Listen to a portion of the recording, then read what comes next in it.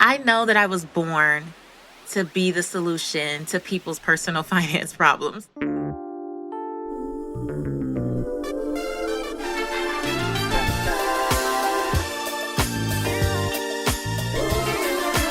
Hey guys, it's Patrice, and I honestly cannot tell you how excited I am to be here, to have this opportunity to just speak to you in a different format. So, if this is your first time ever hearing of me, then let me just do a brief intro. My name is Patrice Washington. I've been known as America's Money Maven for over a decade. And that means for the last several years, I have been all over the world talking to people, in particular women, about personal finance. And I've done that through three best-selling books, the Real Money Answers Personal Finance series, through a weekly segment on the nationally syndicated Steve Harvey Morning Show, and through just print publications. I've been all over the place, all over your TV, all over your radio, talking about personal finance stuff, right? And the reality is, I was starting to get bored with it. I know that I was born to be the solution to people's personal finance problems. I know that sounds kind of weird or nerdy, but it is. Like, I feel like that is the call on my life. But because I've done so much media and have been so many places, I'm talking about this stuff, I really started to get frustrated. Maybe it wasn't bored, it was frustrated. I was getting frustrated with this idea that people thought that if they used the right budget, all of their financial problems would go away. Like, people thought that if they knew more about Experian or TransUnion or Equifax, the three credit bureaus, that would be the magic thing that turned things around. Or if they just repaired their credit, or if they just got a new job, or if they just got a new spouse. Yes, I've heard that too. Um, like, people really thought that that meant all of their financial issues would go away. And so, for those of you, again, who don't know me, the way that I became America's Money Maven was not because that's what I originally set out to do. I started in real estate at 19 years old by the urging of a family member, and then became a real estate and mortgage broker at 21 while I was a senior in college. Then, my now husband, then boyfriend, and I grew that business to become nearly a seven-figure business at about 25 years old. And so I thought I was going to do real estate forever. I loved it. And the way that I grew the business was by teaching people about personal finance, about budgeting, about debt elimination. And then I would kind of guide people on their way. I was essentially coaching people to get their finances prepared for home ownership. And so I never really saw what I do today as a business. At the time, it was a way to market another business. And then when the recession hit, I literally lost everything. And you'll learn more about me and my story as the season goes on, as you get more of these sessions. But just a little nutshell, I lost everything. I went from this seven-figure business to literally scraping up change. I had my primary residence foreclosed upon. My husband and I at the time had these matching Range Rovers. We thought we were really balling back then. Those were nicely repossessed voluntarily. Just a lot of stuff went on, guys. It was nasty. It was ugly. And I always share that I found this scripture at one of my lowest points. I was literally on the floor in this teeny tiny apartment we were renting in Metairie, Louisiana, and found myself on the floor just snotting and crying and bawling and just like, God, why me? Like, how the heck did I get here? What did I do to deserve this? Because I'm pretty sure that I've been a good person and pretty clear that I've lived in integrity. I was not one of the mortgage brokers who were putting people in bad loans. I was actually one of the people who were like, you know what? I don't care what the numbers say you qualify for. I'm not going to let you get something that's totally out of your comfort zone. I was one of those guys. So I was like, how the heck did I end up here? What did I do to deserve this? And I'm sure, you can probably relate to just having one of those moments. And it was in that moment, one of my bad ones, I'm talking ugly cry. It was in one of those bad moments that I felt that still small voice say, get your Bible. I reached for my Bible and I found this scripture, Proverbs 17:16. And I like to say, actually, it found me because I didn't flip through looking for anything in particular. I just knew that I had exhausted any and everything that I could do in my human power. And I was ready for some intervention. I found this scripture, Proverbs 17:16. It said, what good is money in the hands of a fool if they had no desire to seek wisdom? And I'm telling you, it was one of those like the heavens opened up. It was one of those moments that I will never forget. It was a defining moment that changed my life forever. And when I got off that floor and got out of my pity party, I remember saying, God, if you restore me, I will do whatever it takes. I will go wherever you send me. And I will tell people that this journey is not about chasing money. So many of us think that we're wise because we have education. But I really started to research that night and then the next day, like the difference between knowledge and wisdom. And knowledge is having information, but wisdom is knowing how to apply that information. And those are two totally different things. That's why you have that cousin who has 3 degrees and no common sense. You know what I'm saying? All the information in the world, no knowledge of how to apply it. And even though I had done really well and I was really good at making money, I didn't have basic wisdom. I didn't know how to ask for help. I didn't seek out coaches. I didn't really cash in on the people who have been mentors in my life when I needed it the most. I didn't even know who to call or where to turn. And I just waited until my back was up against the wall. I learned my whole life I have been chasing money, but to chase money and not seek wisdom is really one, to be a fool, but then two, to just end up broke anyway. And so I learned that then. That was 2009. And I've been on a mission to share that with people ever since. Now that I've been on, I mean, my story is crazy and you'll hear more. Trust me, keep tuning in because you will hear more and more and more. Every time someone hears me speak, they're like, what? I didn't know that part. You never said that. It's because there's so much to freaking say. That's why I'm so glad I have this platform of the Redefining Wealth podcast now, because I can just share and talk freely. And that's definitely what I plan to do. I have way too much inside that I need to get out because I really pray and I know that it'll bless other people. So here's the deal. I even lived on my brother's couch at one point for a little over 3 months. And so now that people see me on talk shows, and I will never forget that I got this question from someone. Okay, so you went from your brother's couch to I just saw you sitting across on this couch from Steve Harvey on the Steve Harvey talk show where I was a regular for 3 years. And like, what happened in between?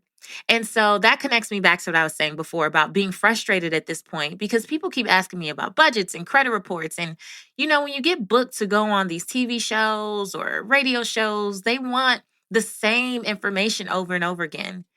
And I was like, you know what? I'm getting further away from what I promised God when I was on the floor that night. I said that I would teach people that this journey is not about chasing money, but even though I'm now considered a financial expert, all these conversations are just about money. But I know intuitively and I know deep down from my own just gut, but then also from research that truly building wealth has nothing to do with money. And so I would share it in bits and pieces. But the reality is, guys, in order to be invited back, you really have to hit those talking points in those 2 or 3 minutes, 4 if you're lucky, and keep it pushing, because that's what the producers want. And I got to this point last year while I was telling a girlfriend, like, I'm tired of that because I want to tell people what I really did from the time I was living on my brother's couch in Atlanta to now sitting on this couch across from Steve every month. Like I want to share the full story and I want to do it in a way where people can really, understand. I just want people to get it. And so we started to flesh it out and I launched my new site, patricewashington.com, earlier this year, introducing folks to the pillars of wealth. And when I looked at my life for the last, 8, 9 years, when I looked at my life, I categorized actions and the ways of being and the habits that I've been activating into these pillars. And so I created the 6 pillars of wealth. And that's what I want to take you through. Like, that's what redefining wealth is all about. Everything that I'll share is based on these pillars. And I'm really, really clear when I look at successful people that I know, when I talk to wealthy people that I know, that they get it, but maybe it wasn't packaged this way. So I was looking for a way to package it so that you guys really, so that you could understand what folks mean when they say these little cliches, when people are like, follow your passion and the money will come. But what does even following the passion look like? Like in every cliche, there's like some action steps that we leave out just so that we can say the cliche and it sound cute and button up and packaged nicely.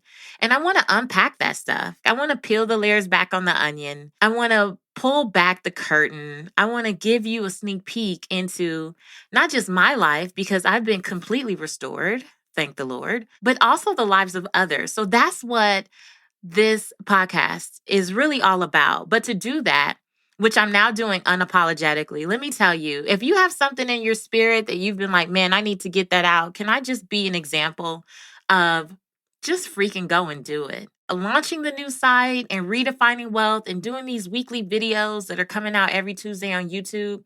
When I get these emails and the direct messages and I run into people at events and hear how it is blessing them, it is such a blessing to me.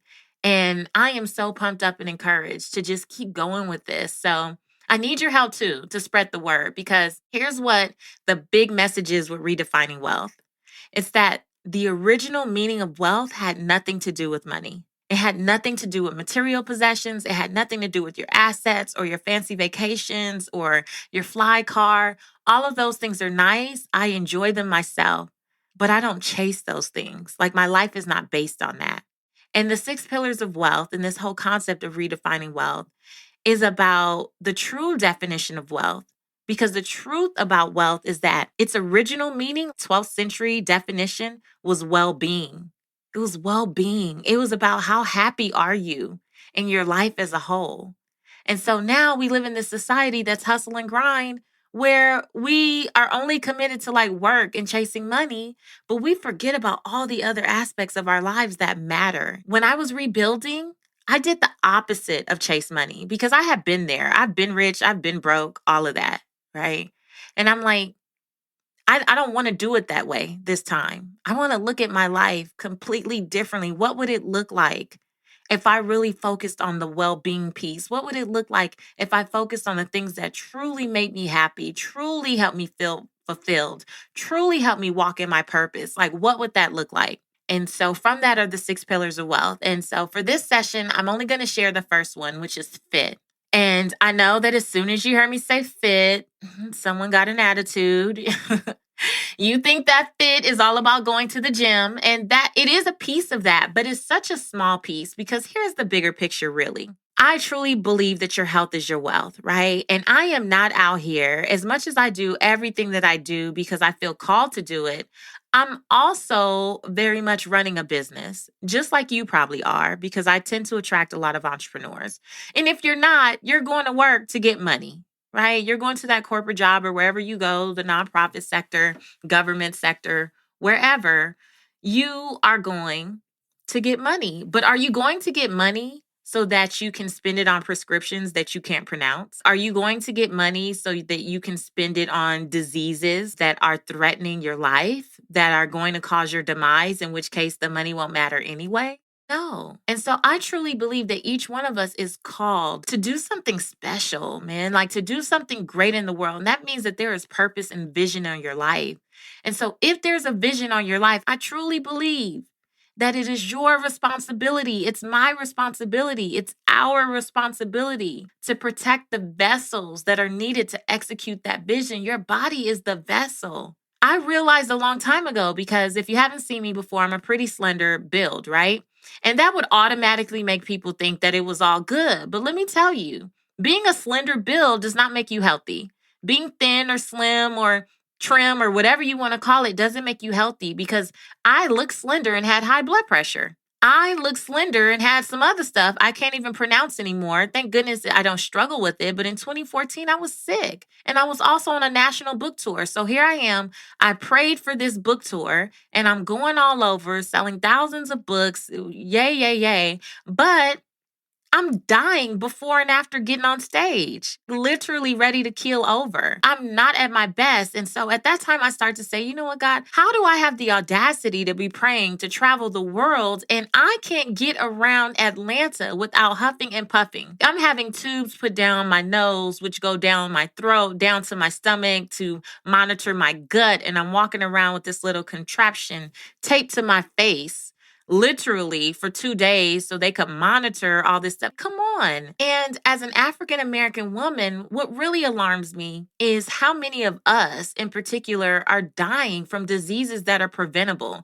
I mean, the United States in general, our food system is crap, to be real. No matter what background you come from, there's an issue.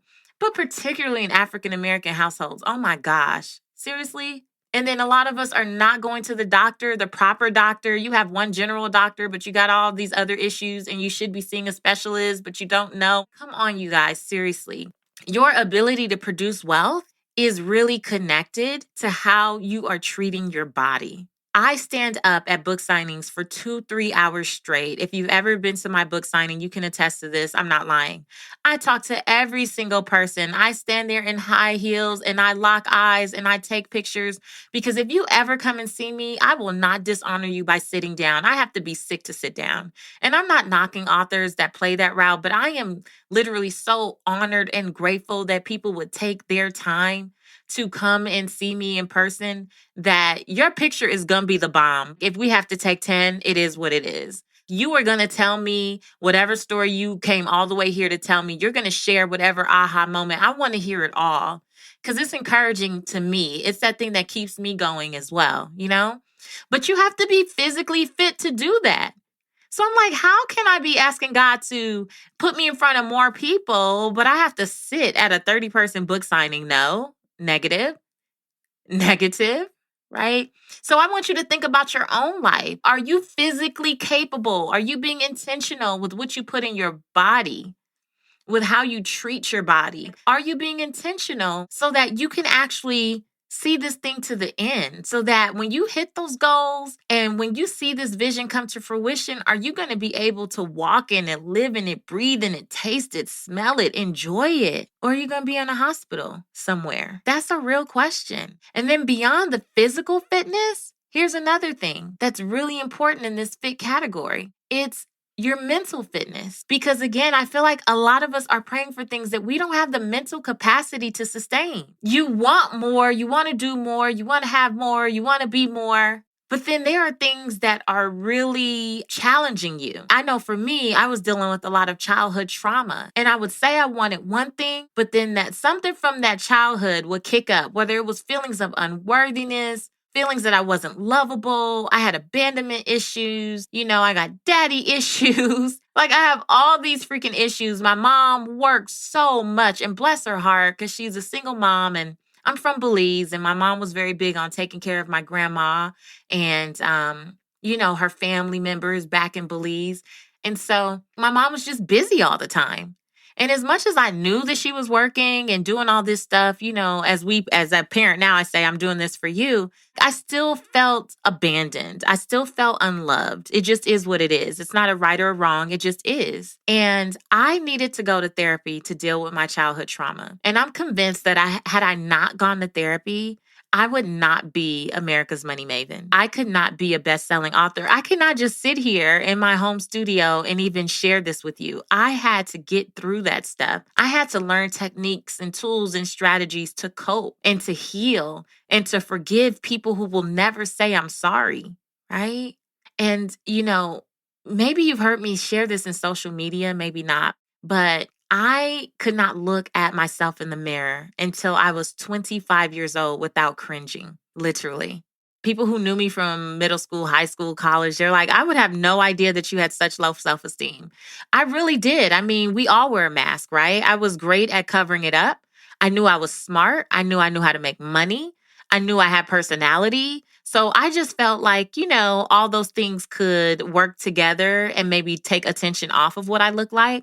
But secretly, because I'm a chocolate girl from Los Angeles, California, is where I was raised. And, it was not cool to grow up chocolate in the land of the light skin. I'm going to just keep it real. It was, I remember being 8, 9, 10 years old, scrubbing my skin, trying to see if I was just dirty and if it could come off. I literally just wanted to scrape my skin off and hope that something lighter was underneath. I have very full lips. I have, kind of a broad nose, not super broad, but, I had someone in my family call me thick lip. And that was the first time I realized I had full lips. Before that, you don't know. You're just you, right?